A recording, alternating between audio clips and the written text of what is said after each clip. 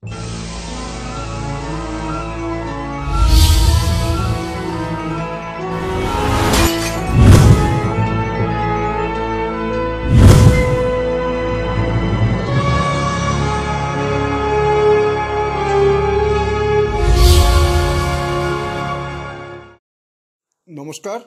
আপনারা দেখছেন কড়া খবর।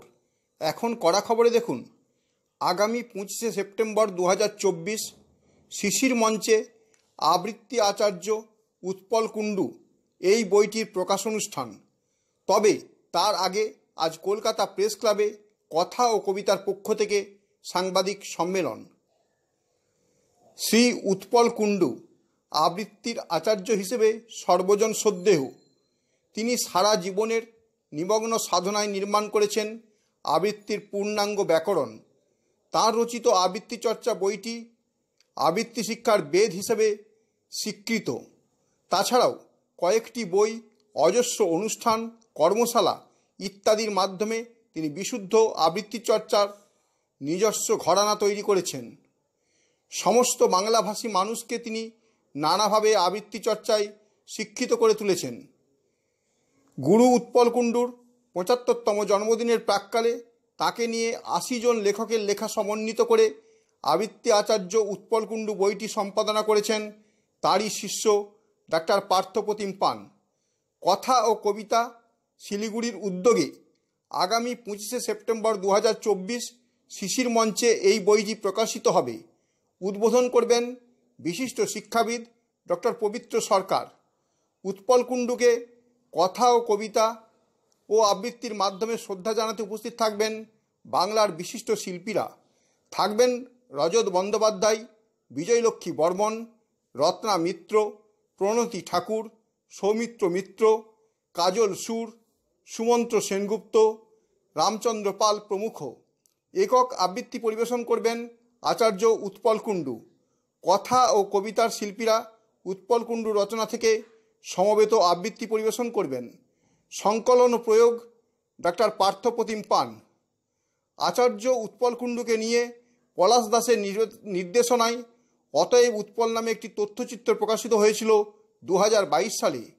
এই তথ্যচিত্রটির আনুষ্ঠানিক ইউটিউব প্রকাশ হবে ওই দিন।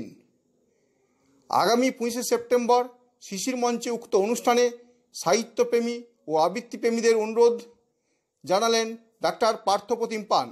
তবে এখন কড়া খবরে শুনুন সাংবাদিক সম্মেলনে কি বললেন ডাক্তার পার্থপ্রতিম পান। চর্চা বইটাতে একদম ধরে ধরে কিভাবে আবৃত্তি করতে হবে সেটা বলে দেওয়া হয়েছে, শিখতে হবে। তাছাড়াও তিনি এই ছাত্রছাত্রী হাজার হাজার ছাত্রছাত্রী তৈরি করেছেন, অজস্র কর্মশালা তিনি পরিচালনা করেছেন, কিন্তু নিজে সব সময় থেকেছেন আড়ালে। আপনারা আবৃত্তি জগতের অনেক দিকপাল লোকের নাম জানেন, কিন্তু অনেকেই সাধারণ মানুষ অনেকেই এই উৎপল কুণ্ডুর নাম জানেন না।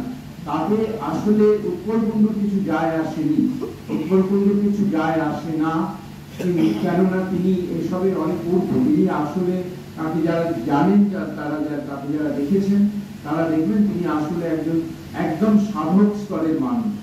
কিন্তু তিনি তার এই ভাবনাগুলো যদি মানুষের কাছে না পৌঁছয়, তাহলে ছোটরা যারা পরের প্রজন্মের আমরা তো বাংলার সাহিত্য, বাংলা শিল্পকে এগিয়ে নিতে চাই, আমরা বাংলা ভাষাকে এগিয়ে নিতে চাই, সেখানে আবৃত্তি শিল্প একটা খুব গুরুত্বপূর্ণ। এবং এই জন্য এই উৎপল কুণ্ডুর ভাবনাটা পৌঁছে দেওয়ার খুব দরকার আছে। সেই জন্যই তাকে নিয়ে এই বইটা প্রকাশ। তার আরো অনেক কাজ আছে এই আবৃত্তির জন্য। একটা গুরুত্বপূর্ণ কাজ তার হাত ধরে আমরা করেছি, আমার একটু তার মধ্যে ভূমিকা ছিল। এইটা প্রথমবার অজস্র জায়গাতে গানের, সঙ্গীতের নানা বিভাগে ইউনিভার্সিটিতে ক্লাস হয়, রবীন্দ্রসঙ্গীতে হয়, ক্লাসিক্যালে হয়, নাচের বিভিন্ন বিভাগে হয়, কিন্তু কোনো বিশ্ববিদ্যালয়ে আবৃত্তির কোনো সিলেবাস ছিল না, কোর্স ছিল না। কিন্তু 2021 সাল থেকে আমরা যেহেতু উত্তরবঙ্গে মূলত থাকি, সেই জন্য উত্তরবঙ্গের পঞ্চানন বর্মা বিশ্ববিদ্যালয়ে 21 সাল থেকে আমরা প্রথমবারের জন্য একটা কোর্স আবৃত্তি ইউনিভার্সিটি 1 বছরের ডিপ্লোমা কোর্স চালু করতে পেরেছি। এবং আমাদের এখানে যারা আছেন তারা কেউ কেউ এই কোর্সটা কমপ্লিট করেছেন, কেউ এই কোর্সটার মধ্যে আছেন, এবং এই কোর্সটা কিন্তু যদিও এই তার উদ্যোগ ইত্যাদি আমাকে নিতে হয়েছে, কিন্তু তার পুরো ভাবনাটা, পেছনের ভাবনাটা পুরোটাই সিলেবাসের, তাই পুরো ভাবনাটাই উৎপল কুণ্ডুর ভাবনা। সেই জন্য এই মানুষটাকে আমরা এটাই চাই যে আপনাদের মাধ্যমে, কারণ ওই যে তিনি এতটাই সাধনায় মগ্ন থেকেছেন যে কোনোদিন তিনি ভাবেননি যে কিভাবে মিডিয়ার কাছে যেতে হবে, কিভাবে মুখ দেখাতে হবে, বাইক দিতে হবে, এগুলো তিনি কখনোই ভাবেননি। তিনি শুধু ওই চর্চাটা কিভাবে শেখাবো, কিভাবে আবৃত্তির উন্নতি হবে, এইটাই সে ভেবেছেন এবং এখনো ভেবে চলেছেন। ইউটিউবে এখনো নিয়মিত তিনি নিজের আবৃত্তিও আপলোড করেন না, আবৃত্তি চর্চার ধাপ। তিনি একজন শিল্পী হিসেবেও একেবারে মানে শ্রেষ্ঠতম শিল্পী একজন, কিন্তু তিনি নিজের আবৃত্তি, আমরা কিছু কিছু আবৃত্তি কেটে আমাদের বিভিন্ন চ্যানেলে আপলোড করি, কিন্তু তিনি নিজের চ্যানেলে আবৃত্তিটা আপলোড করেন না। যার একটা চ্যানেল আমরা তৈরি করে দিয়েছি, যেখানে তিনি আবৃত্তি কি করে শিখবে হাতে কলমে, সেটা প্রতিটা ধাপ ধাপ করে করে তিনি শিখিয়ে চলেছেন। যারা শিখতে আগ্রহী তারা সেই ধাপ ধরে শিখতে পারে। তো এই মানুষটার কথাটা আসলে আমরা পৌঁছে দিতে চাইছি এই 25শে সেপ্টেম্বরের অনুষ্ঠানে, এবং সেখানে এই দেখবার মানুষেরা থাকবেন। তারা উৎপলকুণ্ডুকে সবাই আবৃত্তির আচার্য বলেন, এবং তার যারা সিনিয়র, যারা প্রয়াত হয়েছেন এমন মানুষেরাও তাকে প্রণম্য বলেই ভাবতেন। এবং এই মুহূর্তে সৌমিত্র চট্টোপাধ্যায়ের কথা মনে পড়ছে, যিনি আবৃত্তি শিল্পী হিসেবেও, মানে যিনি সবাই তার নাম জানেন, তিনি সিনেমা করতেন, নাটক করতেন, কিন্তু সৌমিত্র চট্টোপাধ্যায় বলেছিলেন যে আবৃত্তিটা একটা শিল্প। সেটা আমি শুধু বই, সেটা জানতে পেরেছি উৎপলকুণ্ডুর বই পড়ে। এই কথাটা তার একেবারে বড় মঞ্চে তিনি দাঁড়িয়ে বলেছিলেন যে উৎপলকুণ্ডুর বই না পড়লে আবৃত্তিটা একটা শিল্প আলাদা, এটা আমি জানতে পারতাম না। ডাক্তার পার্থপ্রতিম পান ছাড়াও আজ সাংবাদিক সম্মেলনে উপস্থিত ছিলেন প্রবীণ সাংবাদিক বি বাৎসব। তিনি উৎপল কুণ্ডু সম্পর্কে কি বললেন তাই শুনুন এবার। আবৃত্তি চর্চার মধ্য দিয়ে তিনি যখন আলোচনা করবেন সেগুলো একটুখানি শুনতে বলছি, লিখতে হবে না। বই লেখার জন্য যখন কোনোদিন আমাদের মতো পেশেন্ট পাদপতিকে আসেননি, আসতে চান। এই একটি প্রচার বিমুখ মানুষ যে সাধারণ জায়গাটা ব্যাকরণকে প্রতিষ্ঠিত করবে। আজকে কি আমরা সাংবাদিকরা দায়বদ্ধ নই যে সেই বার্তাটা মানুষের কাছে পৌঁছল?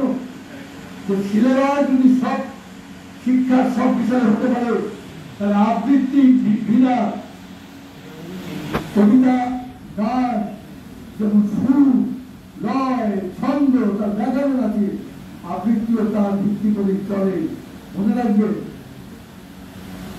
সঙ্গীত শিল্পী প্রতিষ্ঠানকে বলছি, তারাও কিন্তু এই আবৃত্তির এই ছন্দটুকু গানের সুরে একজন শ্রোতাকে কাটতে হয়, এনে তাদের ছন্দটা ভেঙাতে হয়, তখনই মনে হয় গান হয়। সেই গান হয় কারোই। উৎপলকুণ্ডু বলেছে আবৃত্তিও কারোই হয়, কিন্তু তাকে কি করে করতে হয়? বেদুলা নেই, প্রদীপবাবুরা নেই, কিন্তু তাদের ওই ভাঙা, তাদের পরিচিত রেকর্ডটা শুনতে হয়। ভুল ওই রেকর্ড থেকে কখনো শেখা যায় না, শিখতে হলে ব্যাকরণ জানতে হয়। উৎপলকুণ্ডু সেই মাইস্ট্রো যে বলেছে কবিতা তৈরি হচ্ছে, কবিতা ভাঙছে, ব্যাকরণ ভাঙছে, ভাঙছে ভাঙছে ভাঙছে, ভাঙার মধ্য দিয়ে ভাঙার গান গাইছে। উৎপল বলছে তোমরা শোনো, তোমরা শোনো, তোমরা সেই সুরকে শোনো, ভালো করে বোঝো। তার একটা করুণ আত্মী আছে, সে আত্মী হচ্ছে আমিও তোমাদের মতো একজন ভূষণ। পরিকাঠামোর মধ্য দিয়ে, ডিসিপ্লিন শৃঙ্খলার মধ্য দিয়ে, নিবিড় সাধনার মধ্য দিয়ে, কণ্ঠের সপ্তমন্ত্রকে জাগিয়ে দিয়ে এই আবৃত্তিকে শুধু তুলে ধরা নয়, এই আবৃত্তি বর্ণনে অসীমের হৃদয়ে যে চোখ বুঝলে দেবতার কাছে ছোট্ট ভারতের হাতের ভূমিকা সমুদ্র, মহাসমুদ্র, তার সমুদ্র মিলিয়ে যাচ্ছে। রবীন্দ্রনাথকে যেমন বানিয়েছিল উত্তর, রবীন্দ্রনাথকে ছাপিয়ে ব্যাকরণটা ধরে রবীন্দ্রনাথকে পর্যন্ত কবিতাটি ব্যাখ্যা করে দিয়েছে। আপনি কি আপনার খবর সরাসরি সম্প্রচার করতে চান অথবা আপনার এলাকার খবর দেখাতে চান? তাহলে যোগাযোগ করুন কৃষ্ণপ্রসাদ পাত্র, ফোন নম্বর 8622800252 অথবা 8282860856 এই নাম্বারে, অথবা অর্জুন সেন CPRO, ফোন নম্বর 9433138840 এই নাম্বারে।